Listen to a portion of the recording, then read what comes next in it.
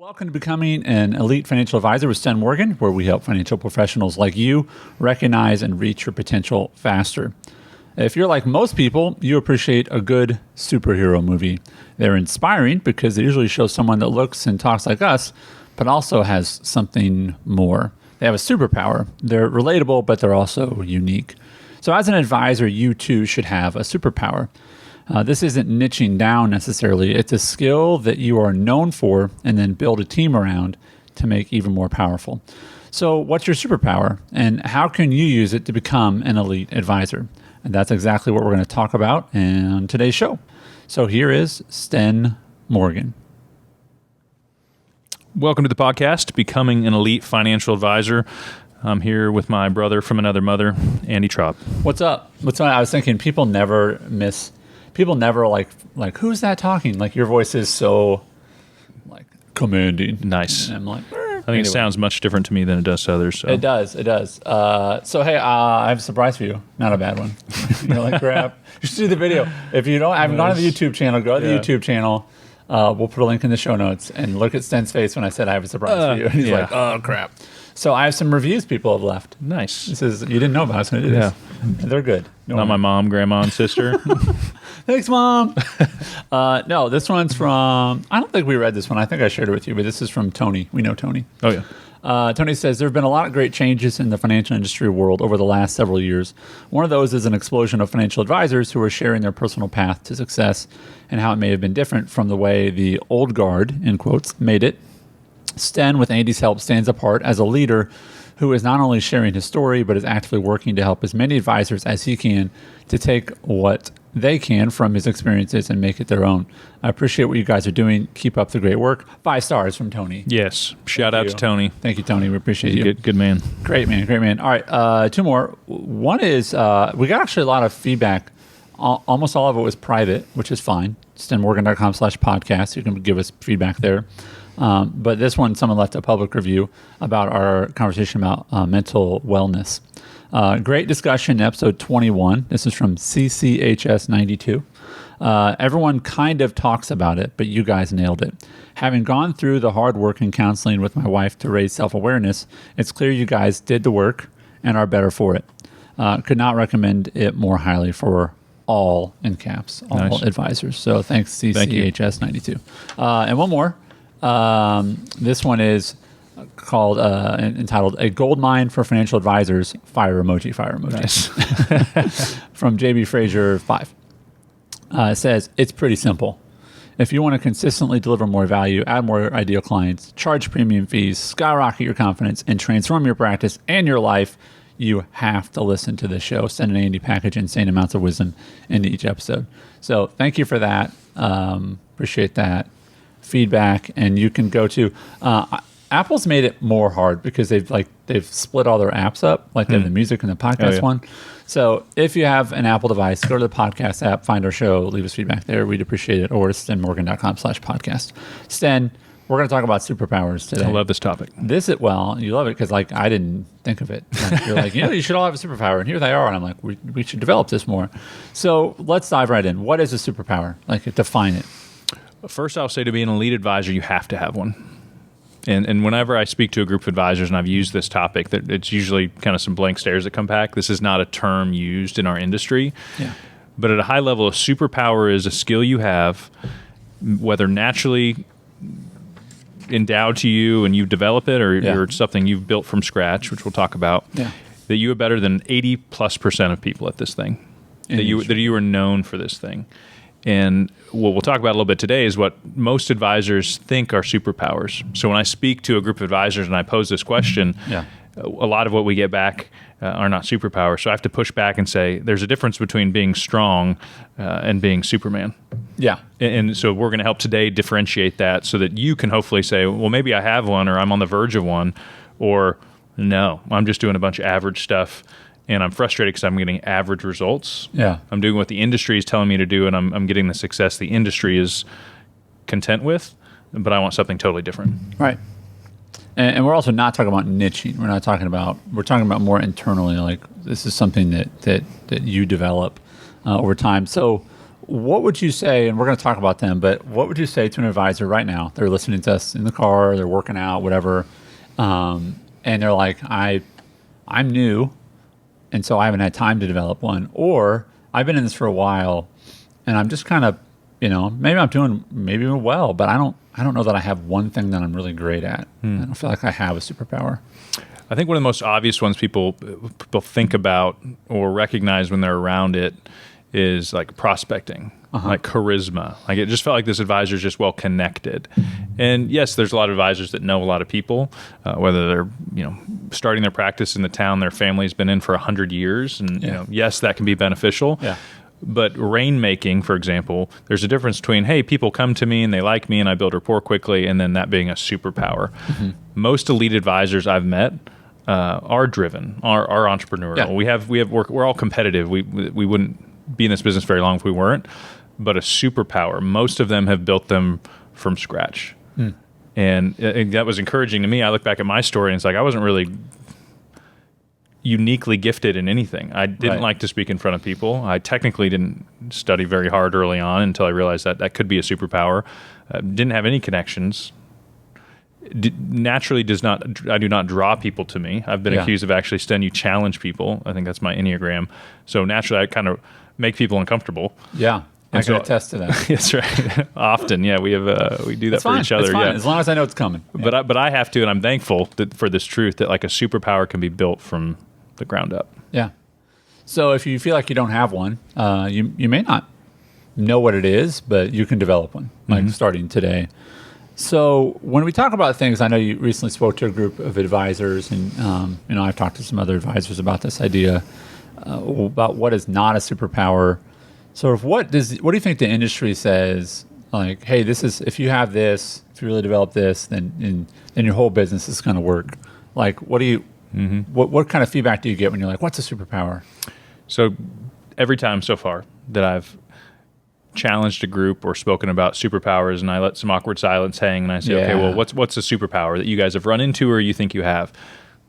So far, without fail, it's been trust, or I build connection with my clients, or I present a variety of options and good answers. But I think if we put ourselves in the client's shoes, do you believe that clients come to your office because they believe all that to already be true? Like, is that a superpower? And I challenge them, and most of the time they're like, well, no, because we're all saying that.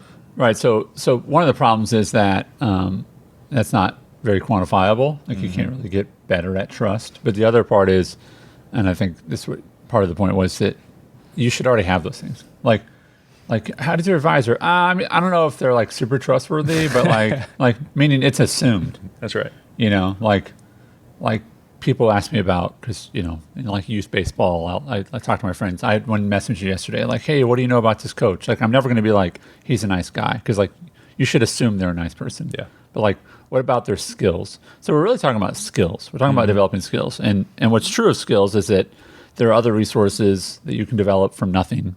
Yep. But being nice or smart, like, you should be those things by default because you're an advisor and people are trusting you with a lot of stuff. Yep. So you have to know yours. We were talking about this a couple days ago. And if you meet someone who's a musician, the next question you ask is, well, what instrument do you play? It's not like, oh, good, you're a musician. You just play music, or you're a band. Go, oh, cool, I like bands. It's there's something that they're really good at, right? And that's what we're talking about.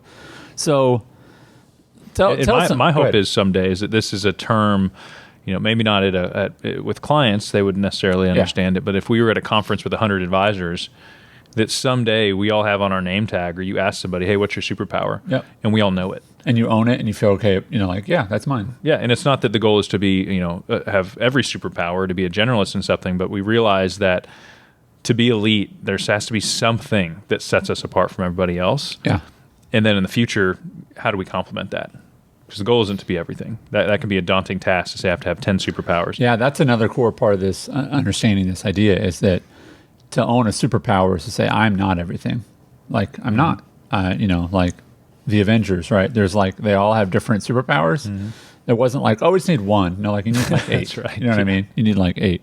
But I do think that in all seriousness, like people feel like they have to be great at all 5 of these, 6 of these, and it's like no, no one is. That's right. And in fact, I'm trying to remember the book, but it was but it was like if you spread all of your focus out in 5 different directions versus just one. Oh, essentialism. Essentialism. Thank you.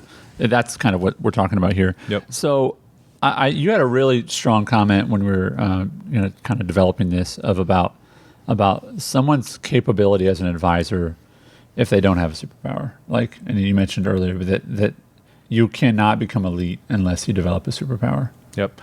And I say this all the time, and this I know this to be true. I've felt it early on, but now after coaching hundreds of advisors, and speaking to thousands, is that most advisors take an average path and get average results and are frustrated. They hope that they will bump into a client at the right time when the client is willing to buy something and a transactional will happen. And it is true, this is what I was taught early on, is that if you do enough of that, eventually you will close business and eventually you will have some kind of momentum. That is the 10 to 15-year path. Yeah. A superpower is necessary for a 3-year path, without a doubt. Yeah. And so our goal is to hopefully, one, introduce this concept, so hopefully it's a little shocking, or you've heard of it or thought about it in some case. You're like, okay, what is mine and which one do I want to go after? So let's talk about them. Yep. What are the superpowers? And we'll just do them in sort of one word. And there's more than this. I think we'll limited by time. We'll go through 5. Yeah, that's right. Yeah. But I've met other advisors, and I've been in a conference where I'm just like, wow, that's really unique. Like that. That's it's something most advisors aren't thinking about, and you've developed it, and you're doing it so well. One we won't talk about, seminars. I've met advisors like I've built my practice on seminars. Yeah, I've seen most advisors crash and burn with seminars. Yeah. So you could develop that and be so good at it that it could be a superpower. Yeah, but we're not going to talk about that one today. Not today. So superpowers, you want to go through those? Sure. First one, Rainmaker. So this is one that to differentiate the difference between I know people and I can get people to come meet with me, and just because they know me, they're probably going to do business with me. That could be just a good skill. Yeah. For a pretty good advisor. Rainmaking is the ability to lean into that to a unique extent, that I have a process behind it. I track who I know. Yeah. I follow up with those people really well. That is, again, a superpower because you actually think about it. I think that another thing that I've seen with great Rainmakers is they shorten the sales cycle, and that they don't just like meet someone that like they get trust really quick. Oh yeah, like they're really good at getting that relationship deep, quick. Not that it's always that way, but it's not just that, I know a lot of people, but it leads to transactions. Yep. And a nuance to that is the Rainmakers I've met that I would say that's a superpower is they have full confidence in the product they have to offer. I've seen a lot of Rainmakers that are just out there meeting people and getting and selling things, but when a Rainmaker has conviction of like, you are missing out if you don't work with me and my team, because Rainmakers usually aren't the technicians and they're not the processors, because then they wouldn't be leaning into that superpower. But that they're like, you are better off with us, and it is my moral obligation to get you into our system. That's when you break into superpower. You mentioned the other one, technical. Yep. This is, and God love them because we need them, is these people are just smarter than the rest of us. Not because they were born that way. They might have a natural tendency to say, I enjoy learning, but when you learn something so well, whether it's portfolio management, and you say, I can convey complicated topics to clients in such a way that compels them to act. This can be in the insurance space. It can be in the estate, the tax plan. Like, is there something you're known for? Because what's amazing about this is insurance, for example, there's other advisors I bring into cases because they're just that much better than me. So, I mean, and the idea of this, of great, like technical is just not the sexy one. Let's just say it's not. Sorry, yeah. Like that's on someone's name tag, and you're like, oh, that's exciting. It is right. But what you just said was really important, which is there are people and technical is their superpower, and you would not try to get the business without their help because you go, listen, this person understands it to a degree that I'm willing to give them a cut of the business because knowing the product, knowing the process, knowing whatever it is it's worth it. That expertise has value. Yep. Right. And certain superpowers work really well together. If you have a true Rainmaker, they have to have a technician. Yeah. They need somebody behind the scenes that does not want to be out there making it happen. And if both of them lean into that to the extent that it becomes a superpower for both, Yeah.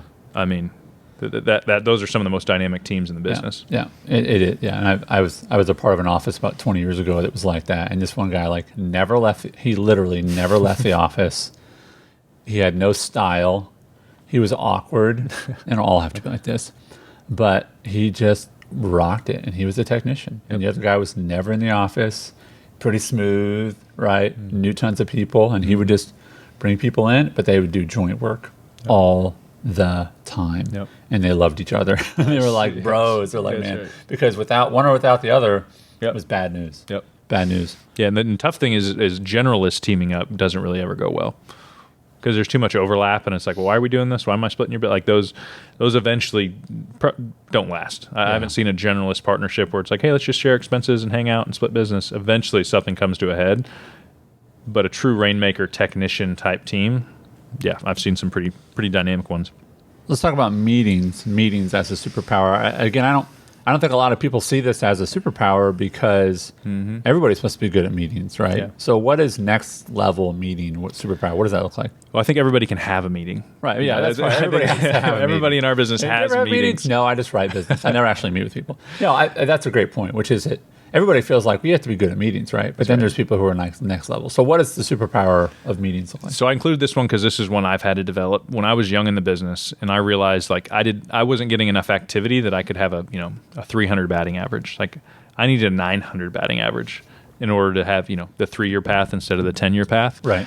And so for me, I was like, what type of experience? What do I need to get better at in order for somebody to come in, have a meeting with me, and leave saying like I've never had a meeting like that before. And that when you ask them to meet again, it happens very quickly. Yeah, I was actually speaking with an advisor the other day, and who had just kind of reached out to us and was just really frustrated, just sort of like in life and business. And I was just asking some questions, what's your and I was actually talking with them and their administrator, and it's like, we're just having a heck of a time getting meetings set. I was like, you mean like with new people? It's like, no, with current people. And I was like, and he was really mad at them. Yeah. That's usually where we go first. That's the restaurant that's mad because they don't get enough customers. I'm like, your food sucks. Yeah. You know what I mean? Yeah. So that's the problem. It's not you need more customers. It's you need a better product. And I just said, do people enjoy your meetings? And he's like, dang it. Nice. I was like, well, then why would they be excited? Yeah. You know what I mean? And these are people that have entrusted him with money, and products. And so you'll know if you have the superpower, is my point, because people will leave the meeting genuinely energized, grateful, excited.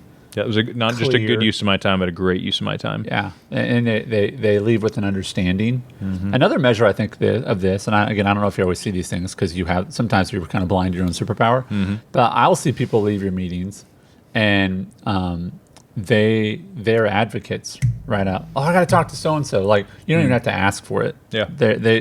When you've equipped them because of your ability to teach, and whether I'm talking about Sten or you listening, like you'll know if you're great at meetings because people will leave the meeting and they'll go to baseball practice that night and sit next to another parent and they'll go, how was your day? And you're like, oh, great. Like, I learned about this. Do you know about this? And so that's another thing. If you know it's a superpower, is you're able to then, you become a multiplier. Yeah. Yeah, we have more content and we've done some teaching in our planning course of like, what does that meeting look like? Because it's not just I'm going to go in and say things a little differently or have more proposals in front of me. Like truly getting in the client's shoes and saying what type of meeting would compel them to take action to come back.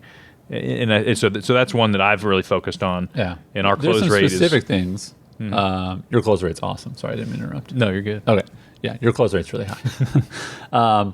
But again, I think that's a really practical point I want to encourage you listening with is, yes, I think everybody wants more meetings, but another thing is, what if you only added 20% more meetings, but your close rate doubled? Yep.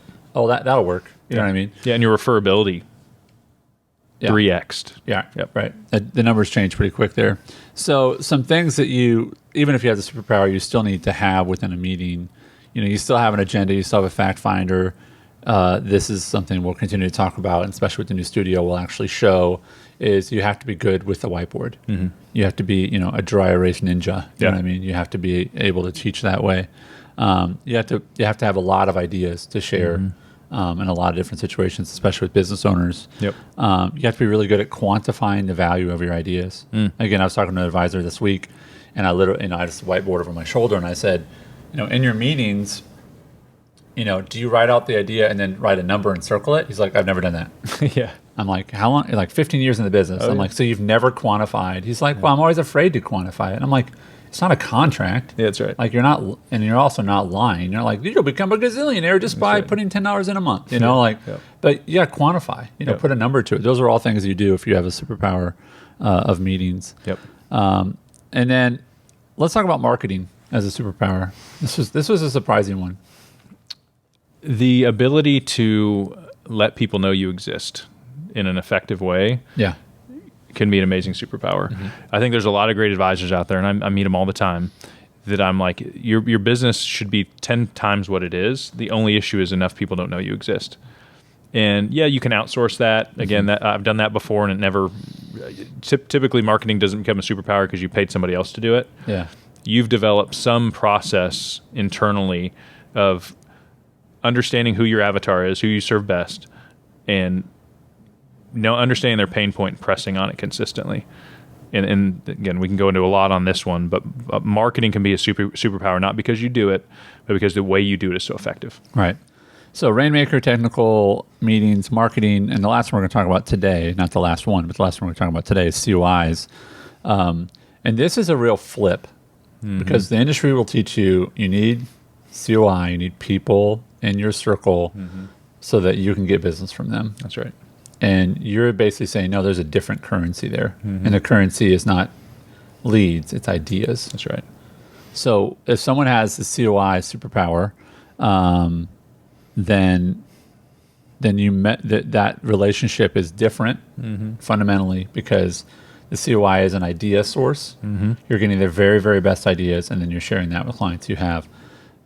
And at what point does that change where they actually do send you business? Does that happen eventually? It should. I think if you can go in and internally believe fully, like internalize this in your who you are as an advisor, that professional collaboration is the most immediate benefit to you. If what you're doing, like most advisors, is I hope I'm going to meet somebody that doesn't really know me yet, that doesn't truly understand my practice, and in a matter of weeks, they're going to send me business. Yeah. They're going to put their reputation on the line to work with me. Yeah. That's just been what's always expected, kind of occasionally works. You get average results. For me, if I needed my meeting to be a superpower, and I needed to compel a 55-year-old business owner who's had an advisor for 20 years to work with us, I had to come with some of the best material they've ever seen.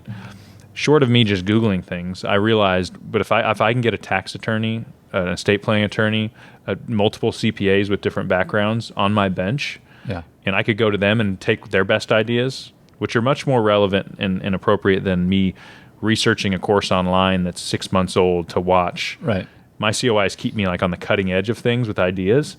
That is how COI interactions become a superpower. Right. And if you do it well, once you break into superpower realm with this, they do refer you business because they know you're different. Yeah. And eventually they will become a client if you want them.